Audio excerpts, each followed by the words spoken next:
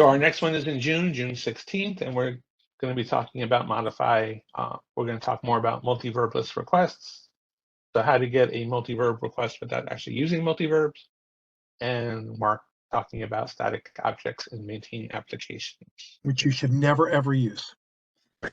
So why are we doing it? So make sure you know what not to do. Okay, this is defensive.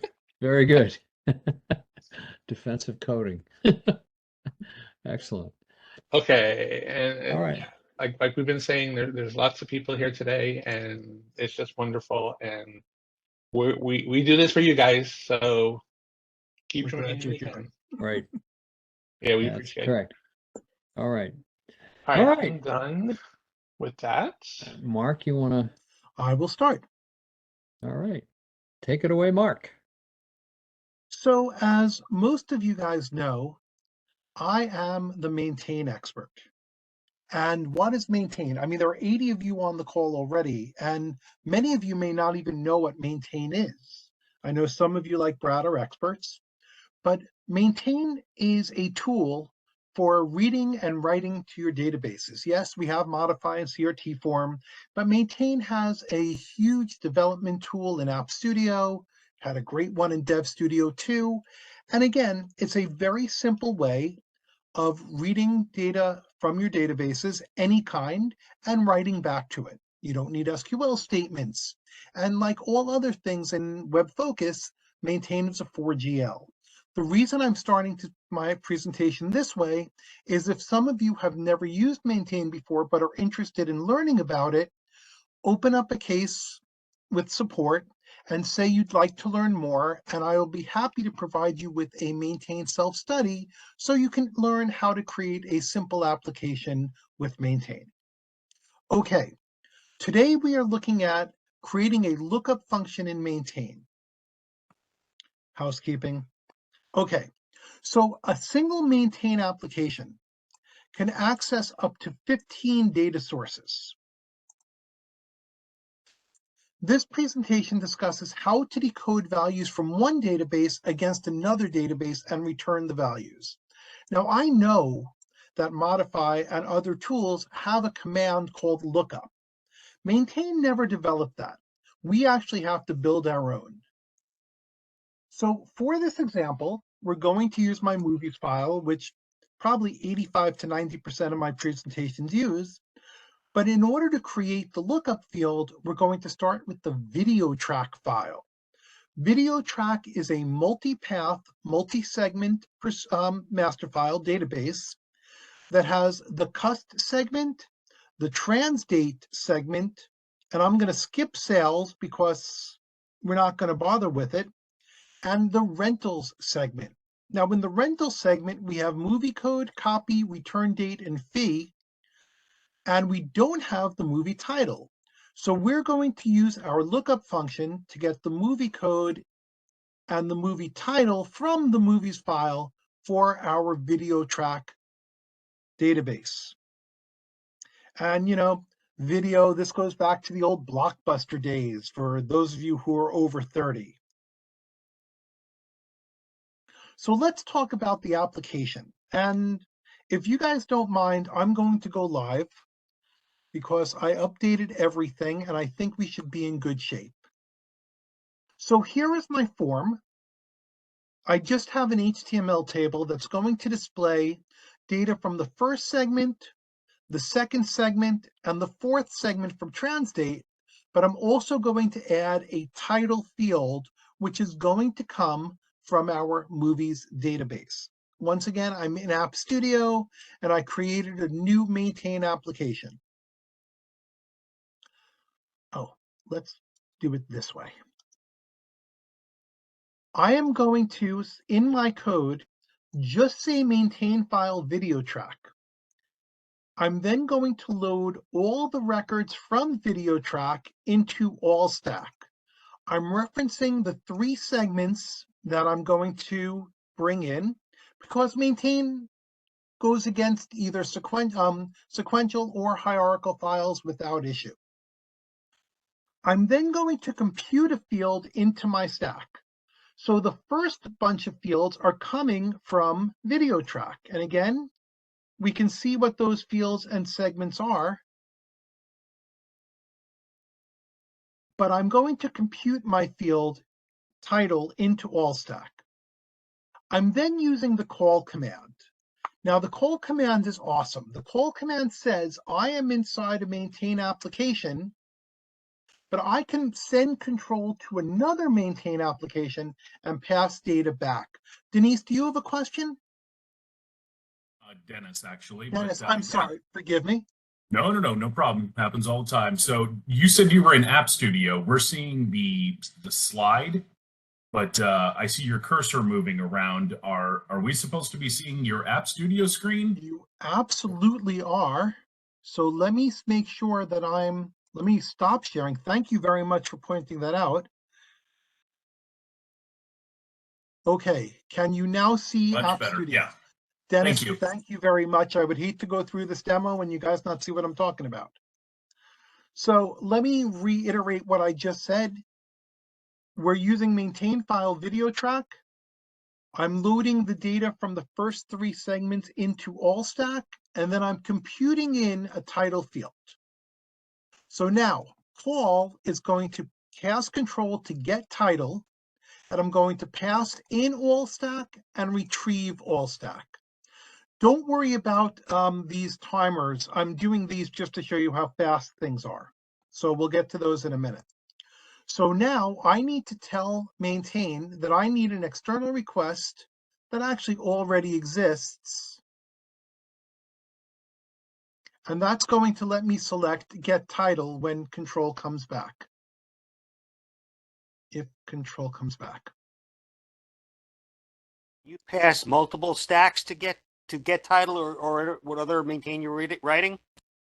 A single call statement can pass multiple stacks and variables into a maintain procedure and retrieve multiple stacks and variables. So let's select get title. Thank you, Arthur. And get title is going to read in AllStack, infer video track into AllStack because it needs to know what's happening, also compute that extra field, and here's where the magic happens.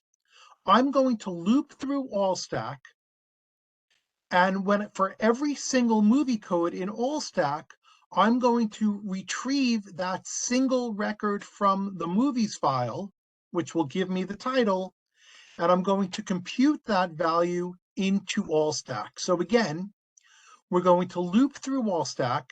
It's going to find the movie code in movies that matches the movie code that came from video track, and then copy the title that we populate into from movies into AllStack.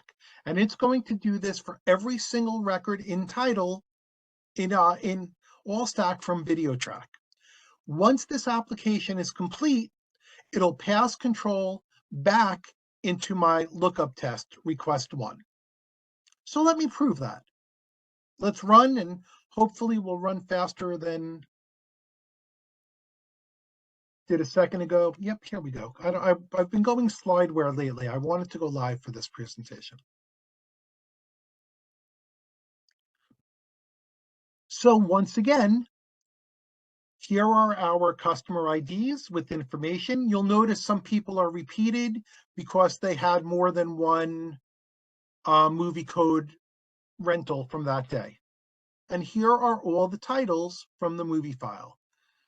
Now you'll notice this run took 1.9 milliseconds. I'm sorry, 1.9 seconds. I've run it gone as low as 0.8, but this one took a little bit longer. And the reason for that is when you do a call command and we have to open an additional maintain application, we are taking up a little more time. So you'll see that from the 3 examples I'm going to show you today, this one does take the most time. But still, why would I want to do it? The nice thing about using call is that the parent doesn't need to reference any of the children databases.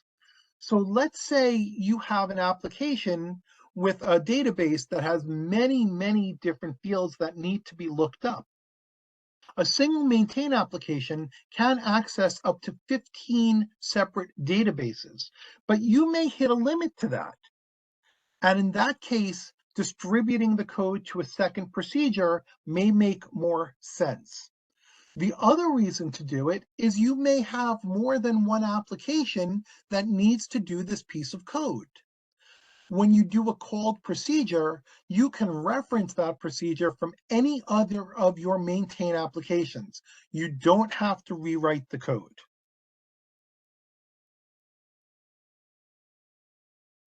And again, when I did this example, it happened to be only 680 milliseconds. So it does depend on the system times. So the advantages to using call: parent procedure doesn't need to have the lookup database, and it can be shareable. The disadvantage is there is a cost and time to open the second file, and you do have to keep track of multiple files in your product, in your application directories.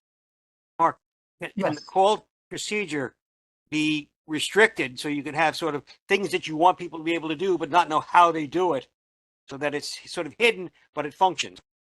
Well, Arthur, all of the maintain code is, what you're saying is, can it be a black box lookup? And the answer is absolutely.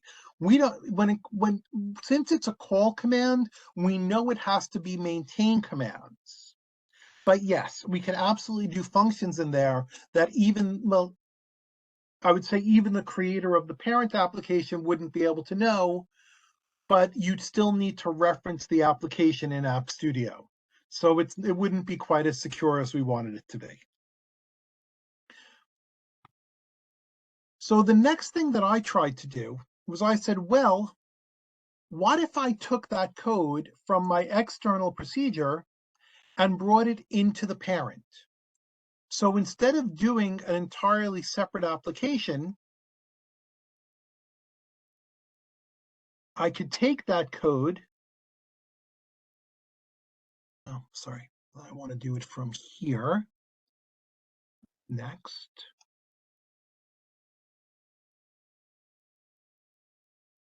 And then instead of calling a procedure, what if I brought that same code in, but instead of, oh, I'm in the wrong place, excuse me. But instead of doing a call, I just did a perform.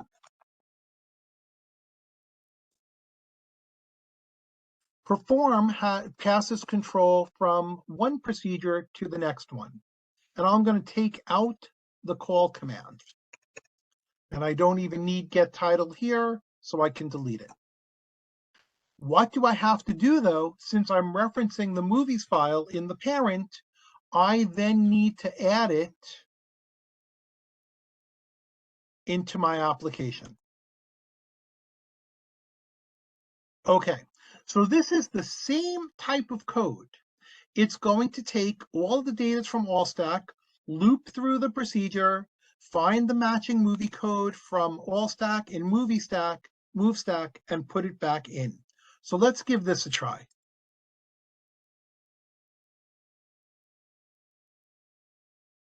Well, before our first example took almost 1.8 seconds. This example, it took 87 milliseconds. Now that's quite a savings. So in this case, we're showing that using the next statement certainly can be faster than using an external procedure. So again, we added the movies database, we changed the call to a perform, and we brought the code in for get title using next. Definitely faster than opening the second application, but you could hit the multiple database limit of 15. And if you have to do this for a lot of fields, your main application can get very large. But I thought I would take it one more step. And I said, well, I know that next works pretty well, but I also have a match command.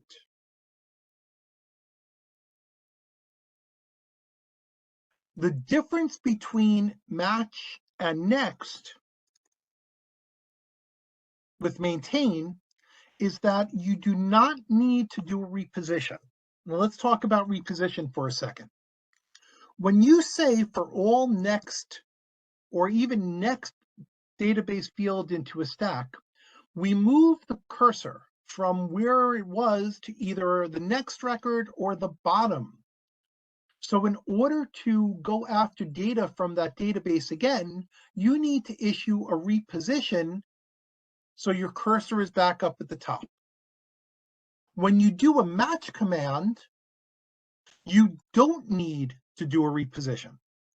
But what you do need to do, and I'm going to say this and I apologize if it sounds a little strange, is the database that you match from must have its criteria coming from a stack created from that database. I'll explain. When I said next, I was able to take the criteria from all stack, which was loaded from my video track table, and use that to go against my movies file. When I'm using match, the value that I use to go against my movies file must come from a stack created from the movies file. So all that I need to do is I create the move stack from movies file. I load in the movie code from all stack, the specific one, into move stack, and then I do my match. So let's see if this is faster, and I need to perform get title match, run, and let's see what this one does. Because let's be honest, our biggest time is going against the database, is performing the database IO. Okay, in this example, match was actually slower than next. I've seen examples where match is much faster than next. Actually, I'm going to try to run that again. Because I think in my slides, I had it down to like less than 10 milliseconds.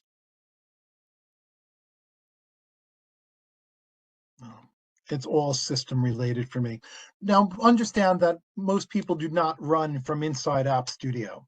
I just do it because I want to make changes. Most people run from the hub, the server, from a menu, from a launch page. It is much faster running from the hub. Oh, that was even longer. Okay. So, yes, in this example, it was 13. In this example, it was 20. All right. So the advantages to using match is it's faster than opening a second application with call, and there's no need for a reposition, which we need to do for next. The disadvantage is if we do a match, the field that you were using must be indexed. So luckily for us, our movie code field in both video track and movies had an index, but next doesn't require an index, match does.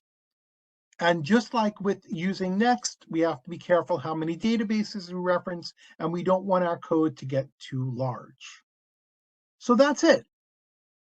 When you're working in maintain, there are numerous ways to accomplish the same thing.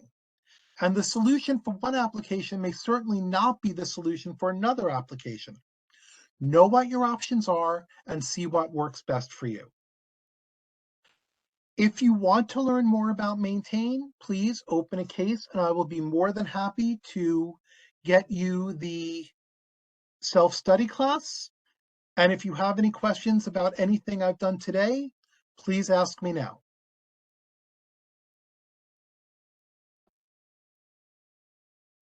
All right, then I am going to stop sharing and turn control over to Mr. Brengle. Okay. Oh, I'm sorry, there is a question from Ms. Art Greenhouse. Of course you can sort records, but you still need to do a reposition because when usually we do for all next, and that brings us to the bottom. Doing one at a time match will next will allow you to keep going, but if anything goes wrong, there could be a problem. So I don't recommend not doing a reposition on a search.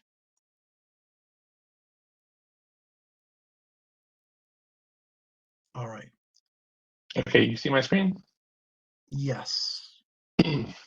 Okay, I'm going to talk about how to use SQL to create your reports as opposed to using tables. Now, why would I do that? Because there's a lot of you out there who probably are more comfortable using SQL. So this is for you.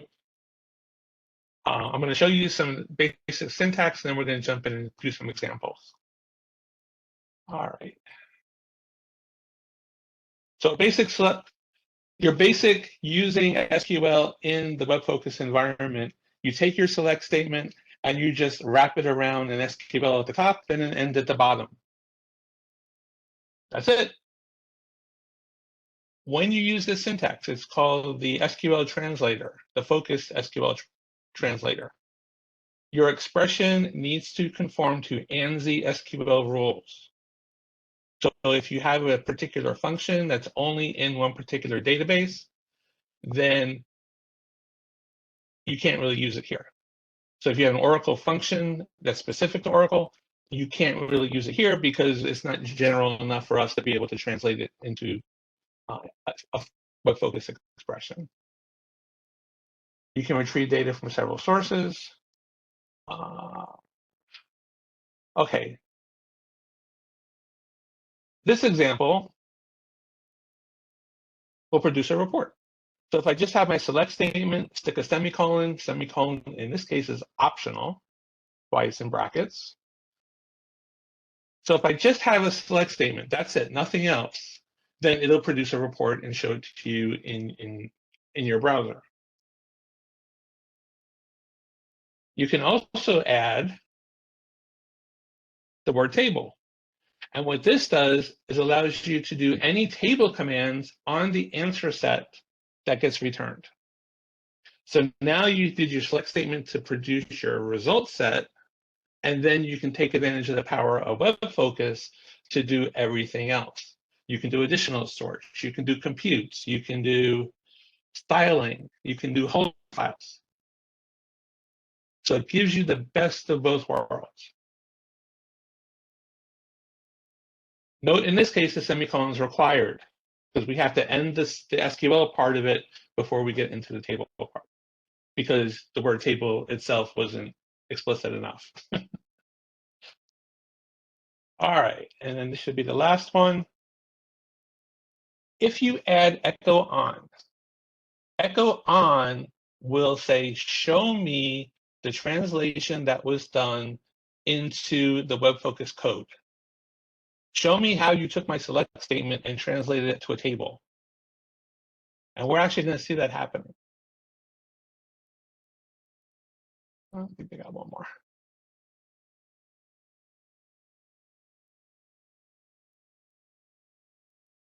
Get one more.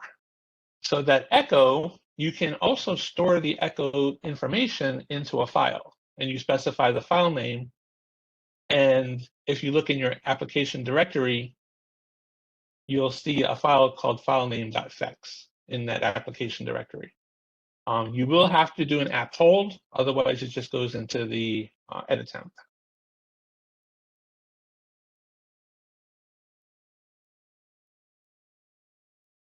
Okay. All right, going live. Let's see what kind of trouble we can get into.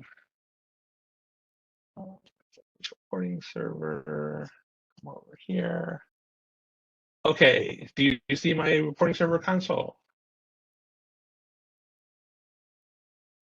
Thanks, Mark. Yep, we do. No problem. All right, that's where Mark shook his head. All right, I'm gonna do a new procedure. New procedure.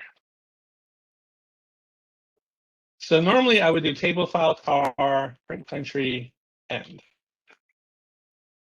And I would get my 5 countries. But if I'm more comfortable with SQL, that would be, and in fact, let me just keep this up here. Select country from car. Make sense? We'll stick an SQL in front. We'll stick an end at the bottom. I'm gonna just comment this out and run it. And I get the same report. Ooh, ah.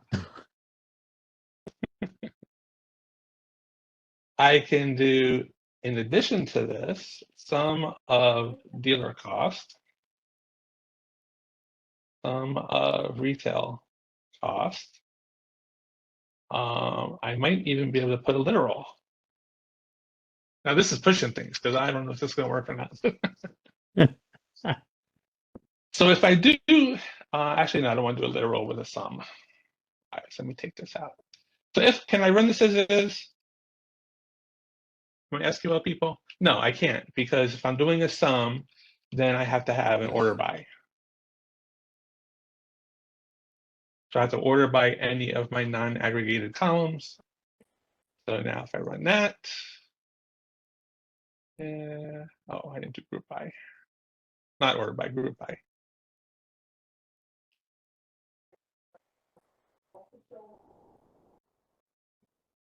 And there we get that.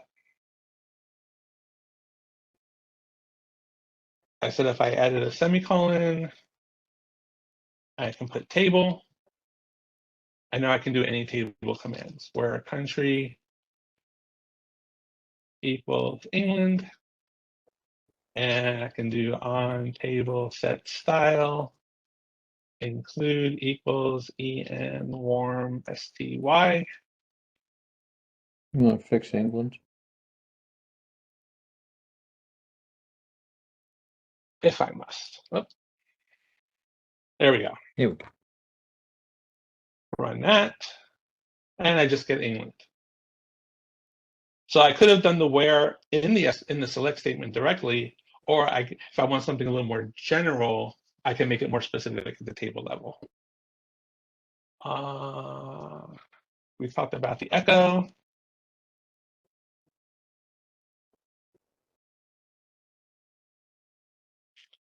Let's do a view source. So this is the translated code that got generated into table. So your select statement. Why is it not clicking? So the select statement got translated into table file car, right? Dealer cost, sum of dealer cost, sum of retail cost by country, which is just what you would have done yourself. And we also have the addition of the word country equals England. So this is nice because I've had cases where people had these huge select statements that gave them the results they want, and they couldn't figure out how to do it in Focus. So putting it through this and turning the echo on was a big help. Now note that there's going to be a lot of overhead when you do this, so you might not necessarily want to do everything that the echo shows you. Okay, what's that? I'll do app hold PPG, and I'll say file VUG 2305. Now, if I look on my directory and refresh, there's a VUG 2305 procedure now, which then has the table request in it.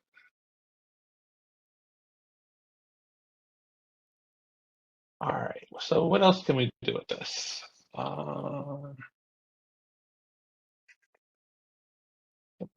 Need that. Table file. Actually, I think I have it in here already.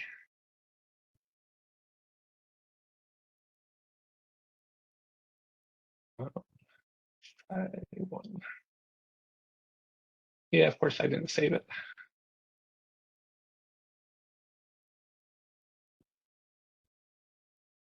All right.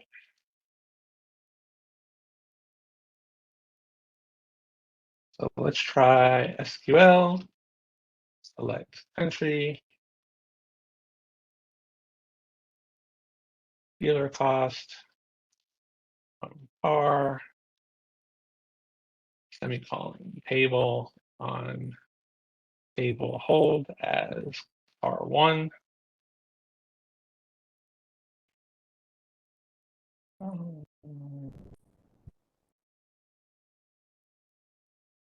Where country equals England. All right, so notice in focus language, we use the EQ, but since this is SQL, I have to use the equal sign. All right, so we got one hold file that has England, another hold file that has Italy, and we'll make that 2. And then we're going to do select country. Actually, let's make this retail. Oh, no, I want dealer cost. Select country and dealer cost. All right, I'm going to try something I haven't tried before again. Union, select country, dealer cost, part 2.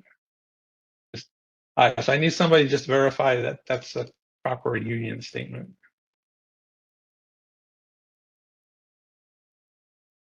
And again, I'm not 100% sure this is going to work.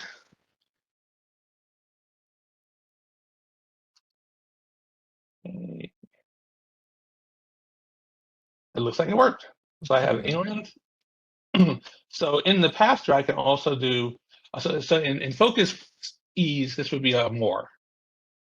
So I'm mooring the data from the FAR1 with FAR2. So I could do a similar thing with a union. So let's just see. Echo on if it does a more.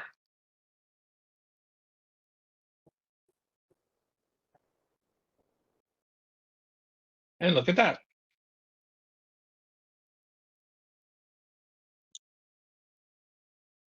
Surprised even me. One last thing we're going to do is I'm going to change this and do retail cost. So I have dealer cost from the one file, retail from the second. I'm going to take out the where.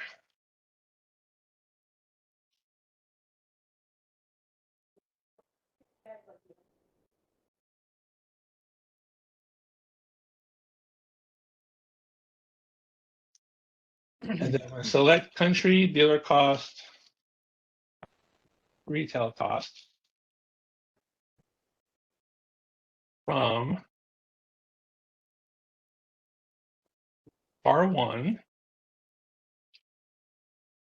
left outer join FAR2, and I'm going to give this an alias T1, this one alias T2. On, because now it's a left outer join, I have to add the on predicate.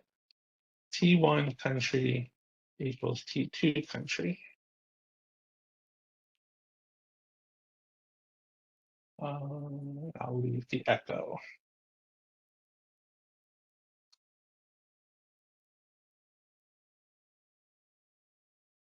I probably should have put more information than just the country, but you get the gist. And if I do a view source, because I had echo on, you see that we're doing a join left outer join. So we're doing a join command. We're creating the two files. Then we're doing a join command, and we're joining left outer country and FAR1 to all country and FAR2. Again, if you're doing a join in focus, you would do a join command. This is an equijoin. All right, that's about it for me. Any questions? Guys, we have people requesting copies of the presentations. We don't send out the copies. They will be available, and we will make sure everyone knows where they will be available, either on the homepage or the focus page. Yeah, I think generally Mondays and Tuesdays, I think Shay's been good about getting the presentations with the thank you for attending email. Yeah, I think she actually does attach them. Oh, okay. Oh, right. Okay, even better. So, yeah. So as long as you've been here, then something should arrive in the mail on Tuesday or before. All right, let's see. Say your work has both an AS400 and a SQL Server database. Uh-huh. Would you be able to join tables from each database? Okay, so that's the power of WebFocus. We don't care where your databases are. If they're all in the same engine, so if everything stays in SQL Server, we'll optimize and get the information in one pass. But if you have something on different platforms, different databases, you have a hold file that you created, it's a fixed file, and you want to join that to a relational table. We let you do that, but it's going to be more overhead because we're going to have to take the result set of the one table on the one platform, get all the information, then get all the information from the second table on the second platform, and then we'll join them together for you. So we allow you to do that. But if you're doing millions of rows, it might not be that efficient. All right, can I use index statement and WebFocus will use the index to perform? Can I use index statements and WebFocus will use this index to improve performance and another SQL statement when it will join two hold files? If it's just a hold file, you can't really put an index on it. It would have to be a hold file, like a format focus. Right. Then you can put an index, and then the hold file then would have better performance down the road. If you have an index in your synonym for a relational data source, hopefully that index really exists, and it would. Hopefully it really exists. It should if you already have the index described when you created the table, or you could have added it after the fact. If you created a synonym and you have a relational table that you added an index to, you should refresh the synonym because then the metadata will indicate that there's an index. Will it affect your query when it runs? Probably not, because the RDBMS actually does the work. So it knows there's an index and will take which one it'll need. Got it, gracias, de nada. All right, I don't know, maybe two other questions in the QA. Can you pass native Mr. Greenhouse, troublemaker. Can you pass native SQL with specific functions and have table read the answer set without holding it? Can you use native SQL? All right, so if you've used SQL pass-through before, the difference between that and what I'm showing you today is the SQL. Here, I just wrapped SQL at the beginning and end at the end. If you're doing pass-through to a specific adapter, let's say Oracle, so you would say SQL Aura. You would actually specify the engine name. At that point, anything that you can do in that language, you can do through the pass-through.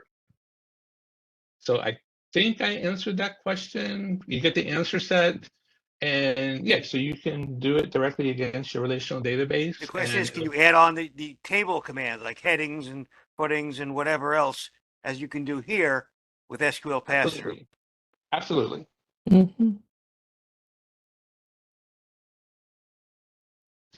Absolutely. If you're using SQL pass-through, wow, the QA is full of pass-through. Why can't you use specific? All right, so if you're using SQL pass-through, you can use specific DB functions. If you're using the generic focus translator where you don't specify the engine, then you can't. So hopefully that makes that a little more understandable. Also using the GUI. What? Yep. Repeat the question. If you're using SQL pass-through, why can't you use specific DB functions? There are some that we can't pass. No, you can't. If you're using SQL pass-through where you specify the engine, you can specify the specific functions that engine uses. It's only when you're doing the SQL translator without having an engine specified, because then we're going to go out and look at the masters. We're going to look at the synonyms to find that the fields you're referencing are there. If we have a master file and it's relational, let's say it's SQL Aura in the suffix, then I can still go ahead and use it, but because I'm not translating, I'm only translating the ANSI part. So if you know you want to use a specific database function, make sure you specify the engine: SQL, SQL Aura, SQL, SQL MSS, SQL DB2. Isn't the issue that the SQL translator translates the SQL to FOCUS, which gets sent to the engine and translated back to SQL? So we have, since you have to go to FOCUS, FOCUS needs to know how to translate it, and that's why it's limited. So good point, Mr. Art, because let's do a test on that. So I can do select pin from emp data queue. Actually, let's just do star from emp data queue. Emp data queue is a relational version of emp data. So it's actually stored in MySQL. And let's do echo on. And we name this. All right. There's my output. And then if I do a view source, notice there's no translation. Mm-hmm. So we used to translate to table and then back to SQL again. But now they got smarter and decided, well, since I already know this is relational, I don't have to translate it back and forth again. I can just use the select as a pass-through.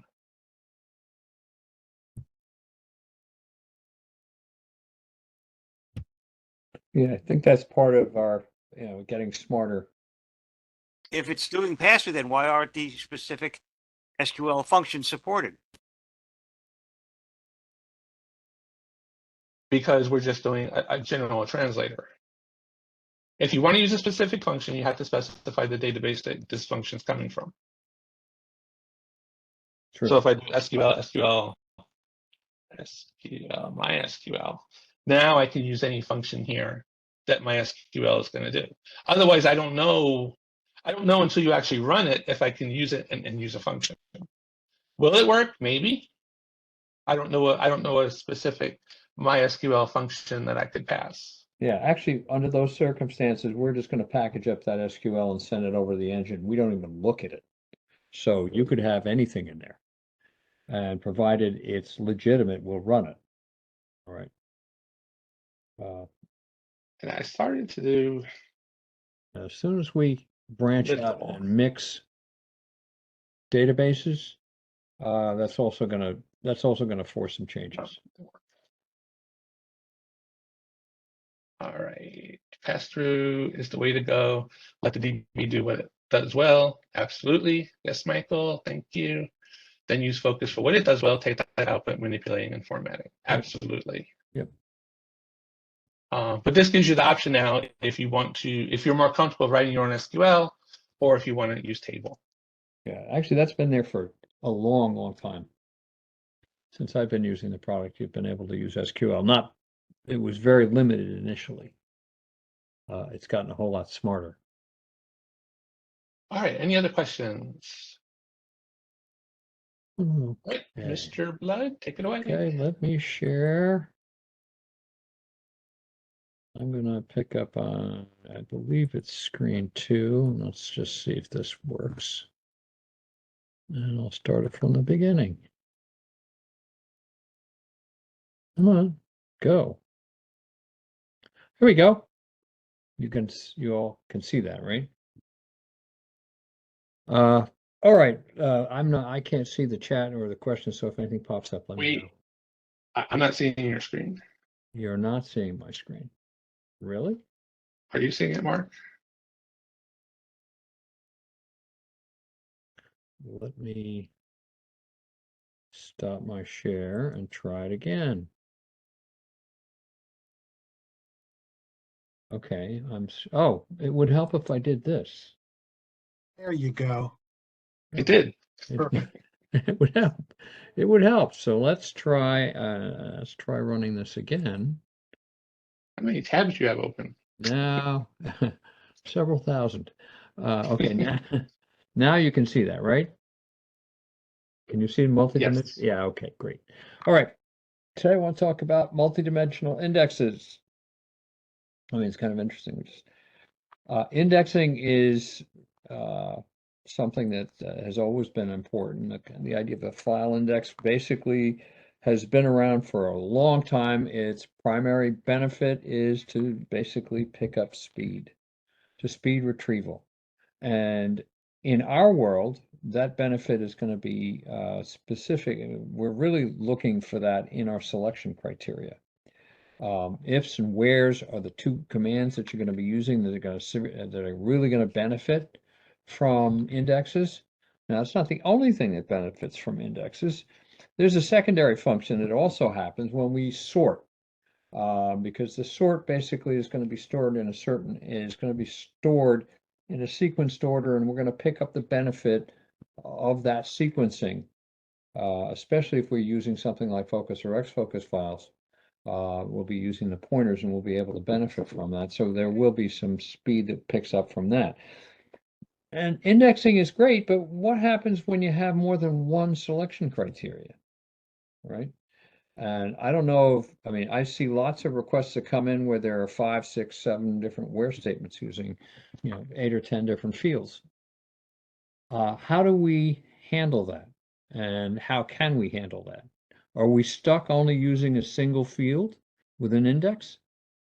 Well, multidimensional indexing was actually designed, and it's actually not new. It's actually been around for a while. It was started initially as an MDX, the idea being that we can have multiple fields within a single index and create that a massive array that we can work with so that we can identify where a data element is very quickly, not just on a single vector, a single field, but on multiple vectors.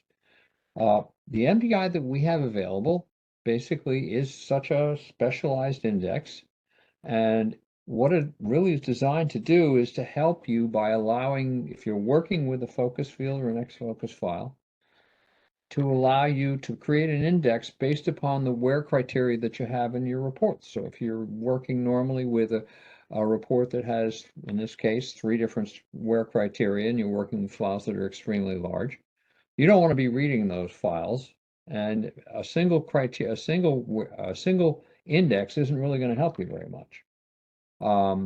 What you really want to have is something that's going to create, in effect, an array or a cube or an n-dimensional array, if you will, that will allow you to pinpoint each data element that you're asking for, and then be able to grab the data element at the intersections of those specific indexes and grab them quickly. And that's what the MDI is really all about.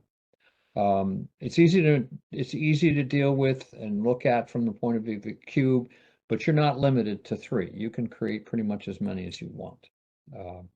And now it provides instantaneous access to the data effectively, especially when you get to very, very, very large numbers of records. If you're dealing with millions of rows, in an XFOCUS file, and you're looking to pull out 2 or 3 very quickly, this is clearly the way that you want to go. If you're working with more than 2 selection criteria, which is the requirement for an MDI. It's a single index. It houses multiple fields, right, which makes it extremely useful.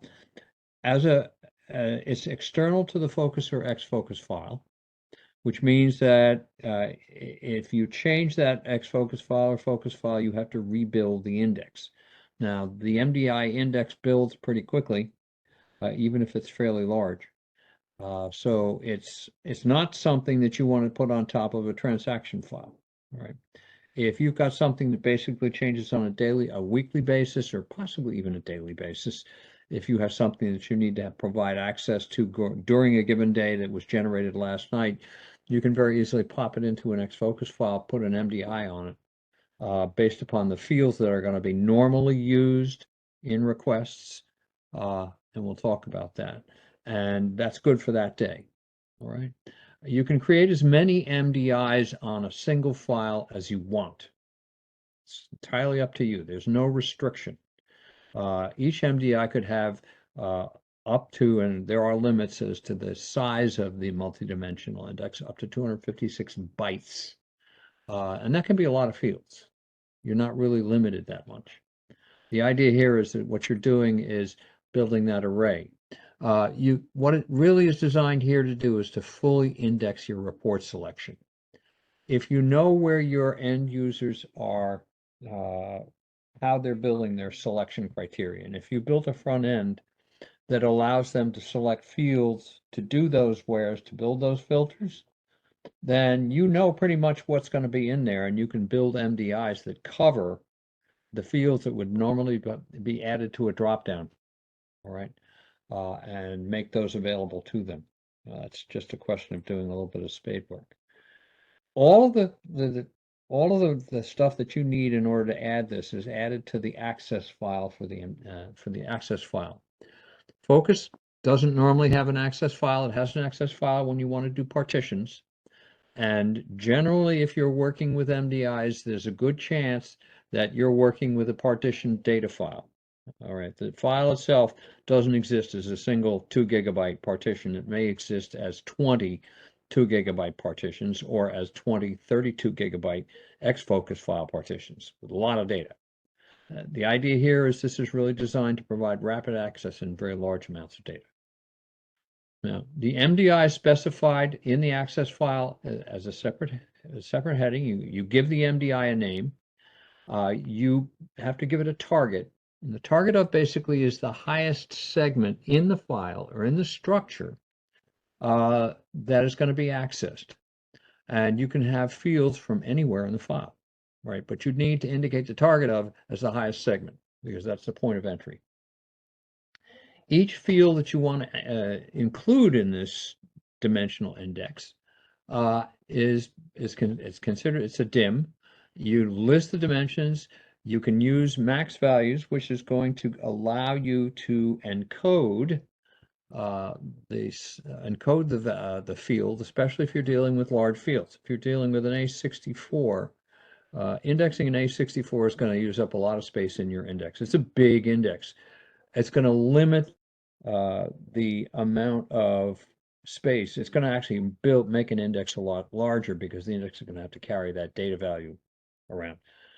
We use max values and in fact to encode those values so that you can keep a master table in the MDI, but in the index itself only reference an integer that references back to that master table, allowing you to store very large fields in a very small amount of space. Right, and you can have as many dimensions here as you want. The MDI data is the data file for the MDI data set itself. Right. The good thing about the MDI data file is, and you specify as many of these as you think you might need, especially when you're creating it, because it will automatically spill over into the next data file. You don't have to worry about adding to it. As long as it's got one defined, it will automatically spill over into that file as it's building the MDI. Simple example, using WF Retail, I'm going to build I've got three separate data files for quarterly data. I've got an MDI called WFR MDI. I'm targeting something called origin, which is the highest named segment. I've got dimensions set on city name with a max values of 1,000, time data day component with a max value of 1,000, and store name with a max value of 5,000. Now, the store name and city name may actually be fairly large, so using a max value on those is generally a good idea. All right, and I've got two MDI files to actually house the index added to this. So this is going to be referenced as soon as it sees in my request. It sees an MDI. It sees a field used as a dimension in MDI. This then becomes eligible to be retrieved using the MDI. Right. And that's where the benefit is. Now, MDIs can be used in any order. You don't need to use all the fields in the MDI to make it usable, which is actually a very useful thing because you can actually build an MDI with, say, 5 or 6 fields. If you have a request that only uses 3 or 4, that's fine. We will use the best one that we can. We don't automatically rule it out because it's not complete. It's not total. So that actually makes it very useful. It makes it easy to cover a lot of different possibilities with fewer MDIs themselves. What do you want in here? You want the fields that are used in record selection. That's the most important thing. And clearly you want fields used together. You want to group fields in the same MDI that are used together in a record selection. That makes sense, obviously. That's an obvious kind of thing. You can use derived dimensions. What's a derived? It's a defined field, but it's got to be in the master file. All right, that's the requirement. If you want to use defined field in an MDI, you can do it, but that defined field has to be in the master file. It can't be a dynamic define. The fields, typically the ones with high cardinality, lots of unique values, those are the ones that you want to look at as potentials for use as a dimension. All right. Packed decimal fields can be used on all platforms. Double precision, stay away from. Focused index fields can also be included in the dimension itself. Those are B-tree indexes. You can include those as part of a dimension. And we are aware of that, and we will use that. The MDI dimensions do support focuses and web focuses use of missing values, so that's also a very handy thing. All right, you don't have to worry about losing that as a result of using the MDI. Maximum size currently for the MDI, the data file for the MDI, 200 gigabytes. That's 100 2-gigabyte partitions. All right, pretty big. The maximum size for each index partition is 2 gigabytes. The total size of all the dimensions in the MDI is 256 bytes. All right, so the index is the total length of the index, 256 bytes.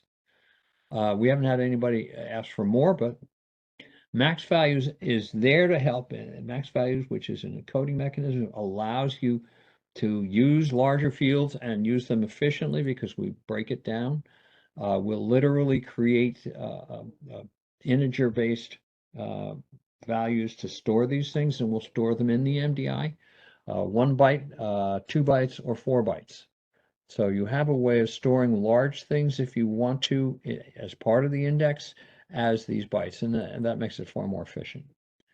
The MDI is an external index, okay? And in that sense, it's ideal for relatively static data. If you've got a lot of data changing, it's not a good idea. You need time to refresh the index. Now, what you can do with an MDI is add to it. You can actually add an MDI to an already existing MDI. So for instance, if I say, during the week, I'm going to collect all of my data and I'm going to put it into an XFOCUS table, XFOCUS file, and I'm going to create an MDI for that each night, and I'm going to add that each night so that for Monday, I'll grab Monday, and at the end of Monday, I have a focus file and an MDI. Tuesday, at the end of Tuesday, I have 2 partitions, one for Monday, one for Tuesday, for my data files, and I have an MDI that has Monday in it, and I can add to that an MDI partition that has Tuesday in it, right? And so on and so on. It goes to the end of the week. You can then on the weekend, you can very easily go right back and say, okay, give me everything up to the current, and I will just get a single partition that has everything in it and 1 MDI or however many actually required. And at that point, I'm back to, I can bring the number of partitions back down. So you have a way to build these things dynamically during the week. Each MDI specified in the access file. You can have multiple MDIs built in the access file. And literally, you can have 40 or 50 different MDIs in the access file. Right, and there's no penalty there. Once these things are mapped, as we parse them, they're there, and they don't now. Auto index is the functionality that we use to actually go through the process of figuring out what's the best way to get the data that you've asked for. All right, and it will select the best MDI, and there are a bunch of rules for that, and we'll go over that. The MDI is built using rebuild. Rebuild is a utility that we have to create to actually refresh FOCUS and XFOCUS databases. There's a lot of things you can do with it. It's a data management utility that will effectively allow you to remove deleted data, to reclaim space, to add and delete indexes, that sort of thing. You can also add MDIs using this. You create the MDI using rebuild, and you can add additional partitions to the MDI using rebuild as well. And we'll talk about that a little bit.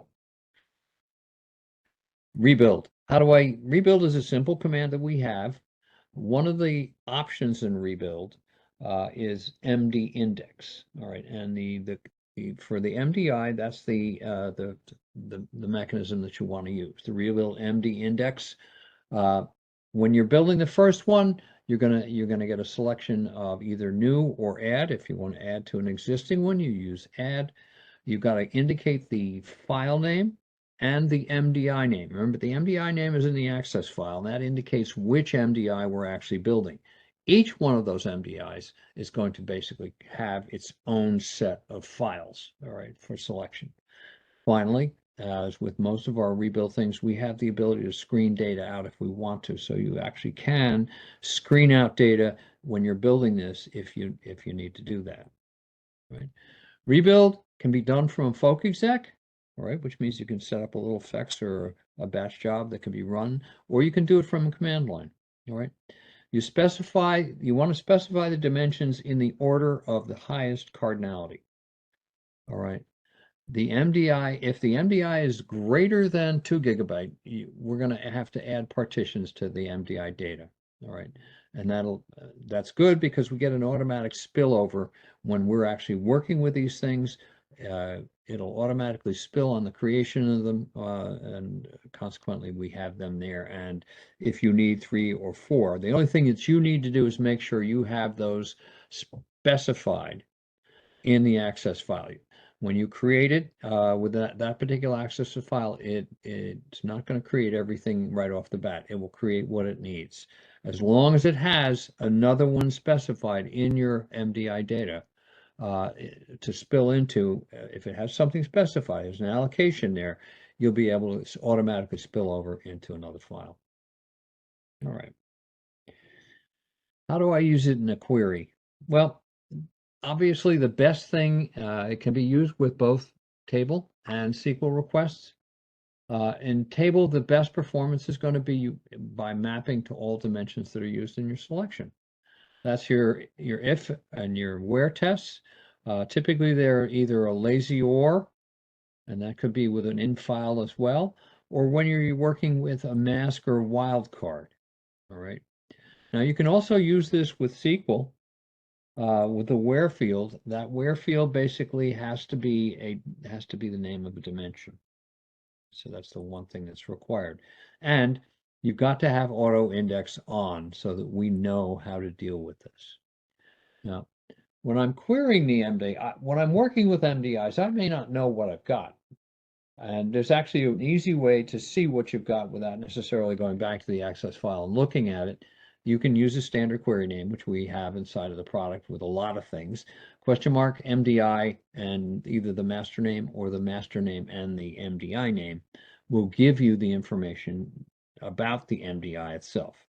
Fairly straightforward. If you only specify the master name, it's going to give you a list of all the MDIs in the access file. If it doesn't have any, it'll tell you that.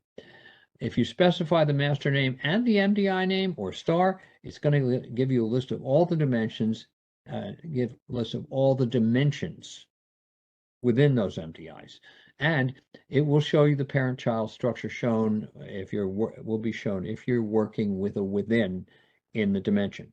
And the within basically allows you to set up a parent-child relationship within the dimensions. Right?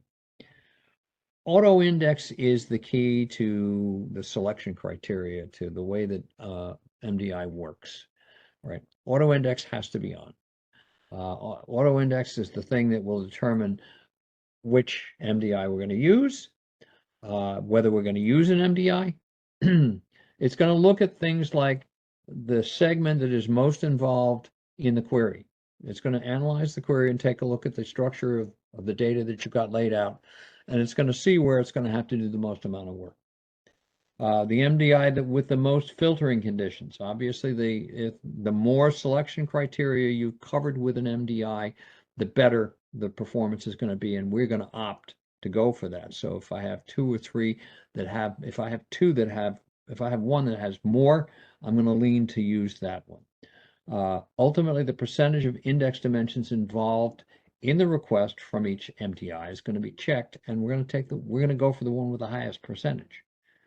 We're also going to be taking a look at how close the fields are that are close to the target of. Now, we had that target of, and that target of, as I mentioned, was the segment, the highest segment within the structure that we're going to be working with. And ultimately, that's the entry point that we're going to be looking at for the index. So the closer the fields are, the closer the dimensions are to that target segment, the better. So we're going to be opting for those over the ones that are closer over the ones that are further away. And finally, the size of the MDI. How big is it? We're going to opt for smaller. If all other things being equal, we're going to opt for the smaller MDI because we will literally be able to read more data with a single read than if it's larger. Okay. Now, MDI isn't the only thing that's out there. All right, there's a good chance you may have a B-tree index, a standard focus index. And the question is, well, how do we know what to use? Well, if there are no MDIs, we're gonna look for a B-tree index. Okay, that's good. If I have both a B-tree and an MDI, which one are we gonna look for? The MDI will be used if 2/3 of the fields in the MDI are used in selection criteria. That gives the MDI a distinct advantage over the B-tree. All right. If there's less than that, we'll opt to use the B-tree. Now, if there are multiple B-tree indexes, we're going to use the highest one in the hierarchy. All right. The closer it is to the top of the file, the more likely it's going to be used. So when you build files, if you're going to be building these files as basically warehousing or data marts to be used, think about where you're putting things, because it does make a difference. All right. And obviously, the closer to the top of the file, the better. All right. MDIs and joins. Actually, you can join to an MDI as well as joining to a data file. And there are cases where you actually want to do that because it's going to give you a much more efficient, a much faster retrieval time. The answer set basically is going to use the answer set from the host or the source, the join from, is going to be used as an index into the target MDI, which is the MDI file. And that, as long as it has a one-to-one correspondence, what you'll end up with is a direct pointer from that file. You're not going to have to ever open the data. You may not ever have to open the data file. Right? Now, there are two types of joins. There's an MDI join, what we call, and that we're joining to all of the dimensions of an MDI. And we literally join to all of the dimensions in the MDI. Or we can join to specific dimensions in the MD. That's called the dimensional join. Now, what we're doing when we're doing this kind of thing is we're looking at the time of retrieval, and the time of the retrieval is changed because what we're looking at is the time of the retrieval from the source file plus the time to retrieve the MD index pointers and the time to retrieve the data from the target file based on those index pointers. All right. So it's faster if we have those index pointers, if we have fewer of those index pointers. We don't have to do, we are with multiple reads, with multiple fields, instead of having to worry about, okay, I can join over to a single index file, and then I'm going to have to read, because I'm going to have to go through whatever else is there in order to cover the rest of the selections. If the other selections are already part of the index, we're going to the ones that we require directly in. We're eliminating a lot of reading. And that is where the benefit comes in. All right. The MDI join for all dimensions, and we're just joining fields, multiple fields up to 4, to the MDI name. And that's all we need to do. If we're doing a dimensional join where we're joining to a specific dimension, we have to join from field to dimension, and field to dimension, field 1 to dimension 1, etc. All right. There's a limitation. This is the limitation we've always had with joins. You've got 4. We can use 4 fields there, and that's all. So that's a limitation, but that may be enough. The target of the MDI must be a real segment in the target file. The order of the source fields must match the physical order of the MDI dimensions. Right? These are requirements, and if the source format must be identical to the MDI dimension, and this becomes a to-all. We're not looking for unique. We're looking for all. All right, that's a requirement. Under these circumstances, the retrieval time can be significantly reduced. Now, we mentioned before that max values is there basically to handle a specific issue for very large fields. And how do we handle large fields in the index itself? We encode them. We encode them with max values. We also encode them when we're using within. All right. The encoded values are stored in the MDI at rebuild time. They can be retrieved actually and decoded in a table request if you use the MDI encoding command. Why would you want to do that? Well, I might be able to get my request done without ever opening the data file that I'm looking at. I may be able to get the data directly out of my MDI, and that may be all I need. And if it's encoded in order to store it, the way I can do that is to bring that back using the set MDI encoding on or off, and that can also be in the form on table set MDI encoding on or off. Right. This gives us access to the data value without actually reading the data source, which means that that's one less file I have to open. All right. And that's basically it for MDIs. MDI is something to give a shot at, give it a try. Any questions? Yeah. Well, we increased the number of join pairs to 128. Oh, yes, you're right. I don't know that. Well, that was my question. Because it still says that there's a 4 limit when the number of fields in a concatenated join. Right. Yeah, that's it. So if you're going from 4 fields to 1, right, like the first field in a concatenation on a cross-reference. That's right. You're right. This is within the focus and the XFOCUS. I think we're still limited to 4 on that join. Okay. I don't think we've upped that. And that's actually a good point. We should see about doing that. There's no reason not to do that. It's a good idea. It's also limited to an equi join. Yeah, exactly. Yes, you can't do a left outer on this thing. No. Okay. Nothing else? I will stop sharing. Questions? All right, last chance. Get your questions in. Can a hand? Yes, doesn't it? Yes, it does handle that. Or doesn't MDI handle wildcard value selection? Yes, it does. It absolutely does. Guys, we really need your feedback. So when you leave, you will be directed to a survey, and we'd really love to know your thoughts. Mm-hmm. It helps us to prepare for next month and next year even, because we're going to be asked to start doing that soon. So please fill out the survey and let us know what you like, what you don't like, what you want to see. It's very helpful to us. Yeah. Yeah, I don't know if you saw in the chat, I did a test using a MySQL specific function. And unless I specified the SQL MySQL engine, it didn't work. But if I specified it, it did. Okay. And again, like Walt was saying, it's when you specify the engine, we just pass whatever you put to the relational database and let it do its thing. Right. Right. Okay. Well, I want to thank you all for coming today. Have a great weekend, Have a everyone. great, yeah, absolutely.